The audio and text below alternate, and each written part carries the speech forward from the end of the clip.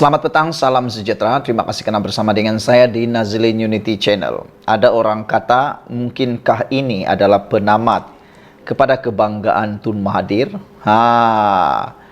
Walau bagaimanapun, ini isunya hari ini, yaitu tentang ahli RCI Batu Putih ataupun siasatan diraja terhadap kes Batu Putih yang melibatkan di Pertuan Agong. Disahkan bahwa Agong telah menerima menghadap ahli RCI Batu Putih. Menariknya, minggu lepas yang tular di media sosial ialah mungkin Mahathir akan pulaukan RCI Batu Putih. Itu yang tular di media sosial. Mengapa agak-agaknya Mahathir tidak mau terlibat atau memulaukan RCI Batu Putih itu? Yang kita tahu, ketika beliau menjadi Perdana Menteri, Batu Putih telah pun mengalami kontroversi yang paling besar sekali. Yang di Pertuan Agong, Sultan Ibrahim Sultan Iskandar hari ini berkenan menerima menghadap ahli-ahli Suruhanjaya Siasatan Diraja RCI bagi mengkaji pengendalian perkara berkaitan kes kedaulatan Batu Putih, Batuan Tengah dan Tubir Selatan di Istana Negara Kuala Lumpur. Menurut hantaran di Facebook rasmi pada pertemuan itu, Baginda berkenan menyerahkan watika pelantikan kepada ahli-ahli Suruhanjaya itu yang dipengerusikan oleh bekas Ketua Hakim Negara Raus Sarif. Turut hadir Menteri di Jabatan Perdana Menteri, Undang-Undang dan Reformasi Institusi Azalina Uthman Said. Pada 14 Februari lepas yang di Pertuan Agong memperkenankan penubuhan RCI itu yang dilakukan selaras dengan Akta Suruhanjaya Siasatan 1950. Pada Oktober tahun 2023, Perdana Menteri Anwar Ibrahim berkata, Malaysia berpendirian, isu berkaitan Batu Putih boleh diselesaikan dengan pembabitan langsung Peguam Negara Malaysia dan Singapura dalam rundingan. Anwar pada Disember lalu turut meminta Peguam Negara ketika itu, Idrus Harun, mengadakan rundingan dengan kerajaan Singapura. Arahan itu meminta Idrus meneliti semula dan mengkaji isu berbangkit terhadap Batu Putih yang sudah diserahkan kepada negara jiran itu oleh Mahkamah Keadilan Antarabangsa ICJ sebelum ini. Pada 23 Mei 2008, ICJ memutuskan Singapura mempunyai hak terhadap Batu Putih, manakala Batuan Tengah yang terletak tidak sampai 1 km dari pulau itu menjadi milik Malaysia. Selain itu, ICJ memutuskan hak milik Tubir Selatan, kira-kira 4 km dari Batu Putih, akan ditentukan mengikut persempadanan perairan negara yang menguasainya. Saudara-saudara sekalian, itu adalah perkara yang memang paling mengejutkan kita semua dan pastinya akan lebih mengejutkan Tun Mahathir Mohamad apabila tentang RCI Batu Putih ini telah pun diteruskan. Kita berdoa supaya kedaulatan Batu Putih ini dapat dipertahankan. Dan lebih penting lagi ialah mengkaji pengendalian perkara berkaitan kes kedaulatan Batu Putih, Batuan Tengah dan Tubir Selatan di Istana Negara itu. Kajian itu dapat dilakukan dengan seterus-terusnya. Sekian dulu untuk kali ini. Jangan lupa tinggalkan komen Anda, tekan butang subscribe. Kita jumpa lagi. Bye-bye. Selamat petang, salam sejahtera. Terima kasih kerana bersama dengan saya di Nazilin Unity Channel. Kali ini kita nak cerita apa sebenarnya penyakit yang dialami oleh Rafizi Ramli. Kalau baru-baru ini tular tentang IJN, penyakit yang dialami oleh Mahathir kerana jangkitan. Kali ini pula kita dikejutkan dengan berita yang telah menusuk hati kita apabila Rafizi Ramli, Menteri Ekonomi Malaysia, dikabarkan telah pun menjalani prosedur di hospital kerana masalah penyakit ini. Dan akhirnya kita berjaya mendapat pendedahan peribadi sendiri oleh Rafizi berkaitan penyakit beliau. Rafizi kata sakitnya memang ke langit. Itu memang nyata bukti bahwa Rafizi memang sakit. Rafizi dedah penyakit yang dialaminya. Masalah tulang belakang. Itu penyakit yang dialami Menteri Ekonomi Rafizi Ramli seperti dikongsikannya di laman X Twitter hari ini. Ahli Parlimen Pandan Berkenan berkata, beliau telah dijangkiti COVID-19 buat kali pertama pada minggu ketiga bulan ini. Akibatnya, kata Wakil Rakyat PKR itu, beliau terlantar beberapa hari sekaligus menyebabkan tekanan ke atas tulang belakang sehingga berlaku sleep dish. Keadaannya memuncak selepas beberapa minggu sehingga saya tidak lagi boleh berjalan dan terpaksa menggunakan kerusi roda, kata Rafizi. Sakitnya memang ke langit. Katanya yang juga pernah mengalami serangan jantung pada Oktober tahun lalu. Terdahulu, Perdana Menteri memuat naik gambar kunjungan beliau menziarahi Rafizi di sebuah hospital. Mengulas lanjut, Rafizi yang bakal berusia 47 tahun pada 14 September nanti memberitahu beliau baru saja menjalani pembedahan tulang belakang. Jelasnya, beliau akan menjalani rawatan di hospital bagi tempoh 2 minggu lagi sebelum dijangka kembali bertugas Mac nanti. Menurutnya, sebelum itu beliau telah disahkan mempunyai masalah stenosis, yaitu kewujudan tekanan dari slip disc dan ligamen yang memegang tulang belakang, sehingga ruang saraf mengecil dan ditekan berpanjangan. Alhamdulillah, pembedahan untuk memotong sebahagian ligamen dan slip disc untuk membuka ruang kepada syaraf berjalan lancar.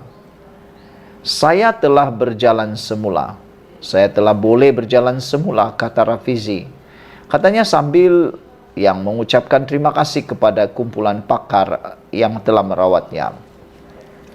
Rafizi bagaimanapun berkata, selalunya beliau tidak berkongsi mengenai perkara yang dianggapnya pribadi, seperti masalah kesehatan, tetapi menyedari ada kalangan rakannya yang bimbang. Lebih baik saya berkongsi sedikit sebanyak supaya dapat disampaikan kepada mereka yang ambil tahu, katanya lagi. Saudara-saudara sekalian, kita berdoa supaya Rafizi segera sembuh dan kuat.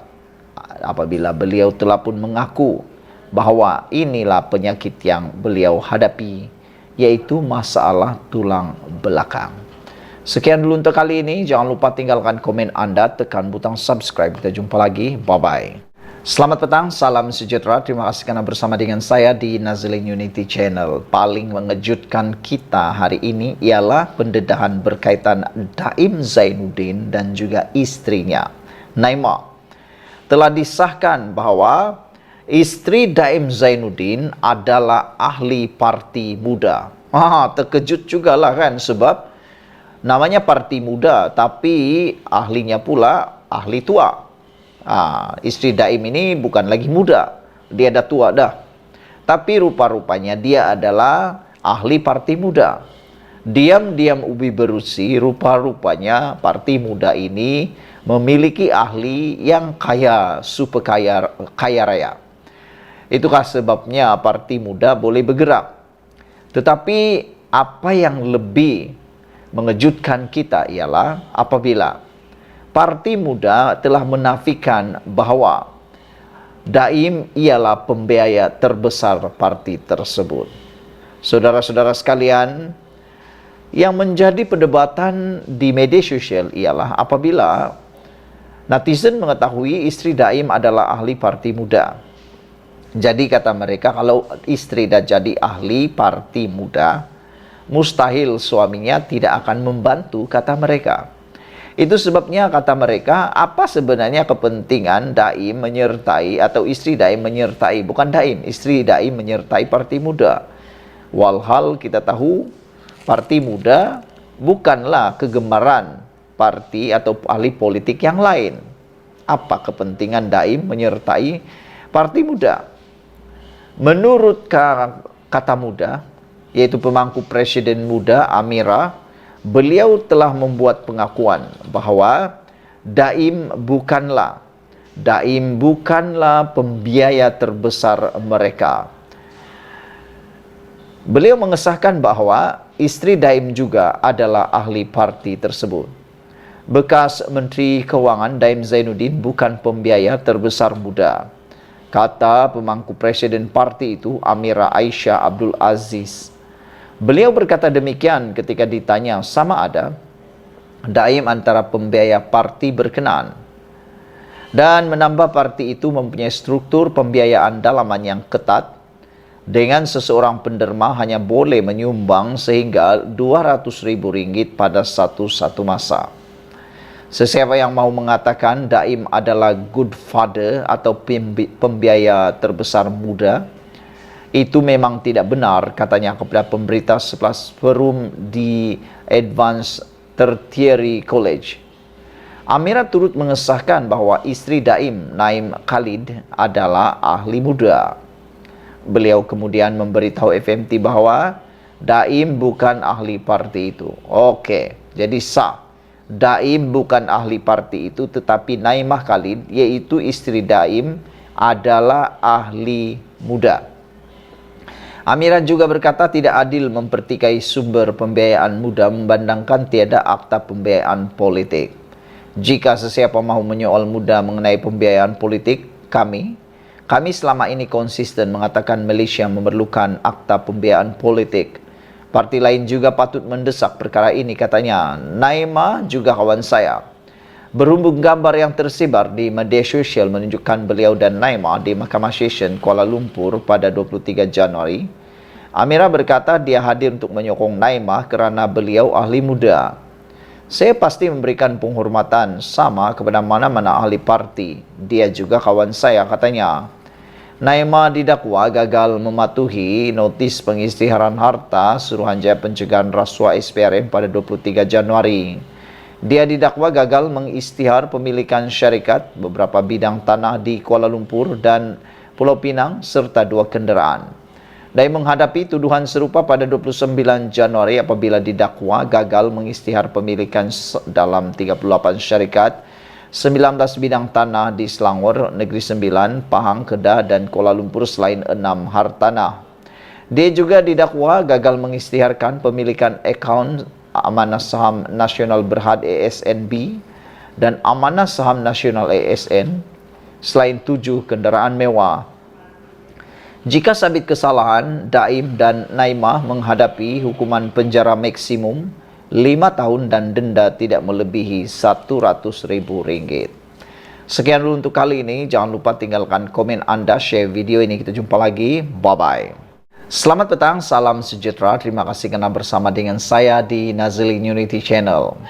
Beberapa hari yang lepas, Razali, yaitu Ketua Penerangan Bersatu, telah tampil menyatakan bahawa beliau kata 6 orang ahli parlimen yang menyokong Anwar Ibrahim akan tamatlah riwayat 6 jahanam, katanya. Rupa-rupanya tidak seperti yang disangka mudah oleh Razali. Dengan mudahnya beliau kata 6 jahanam itu musnah, kata beliau. Tidaklah semudah itu. Kerana Bersatu pada 2 Mac ini akan meminda perlembagaan mereka. Itu kita tahu. Mungkin meminda itu amat mudah. Tetapi harus diingat, untuk dapat kelulusan pindaan perlembagaan parti itu, ia haruslah diluluskan oleh ROS. Dan ROS juga akan mempertimbangkan perkara-perkara penting mengapa perlu dibuat pindaan itu dan perlu banyak pertimbangan. Rupa-rupanya halangan terbesar untuk mereka mengambil pindaan itu adalah ROS. Belum tentu mereka dapat kelulusan, itu pertama. Yang kedua ialah bukanlah seperti mudahnya Razali kata untuk pecat atau sebagainya supaya mereka letak jawatan atau sebagainya, tidaklah semudah itu. Lagi pula, menurut ahli parlimen Gua Musang, tidak ada bukti bahawa mereka keluar parti. Kami hanya sokong kerajaan dan bajet, kata beliau. Oleh sebab itulah, amatlah sukar untuk percaya 100% apa yang dikatakan oleh Razali, yang kononnya 6 orang ahli parlimen yang menyokong Anwar Ibrahim itu akan dipecat atau perlu letak jawatan dan mengadakan pilihan raya semula.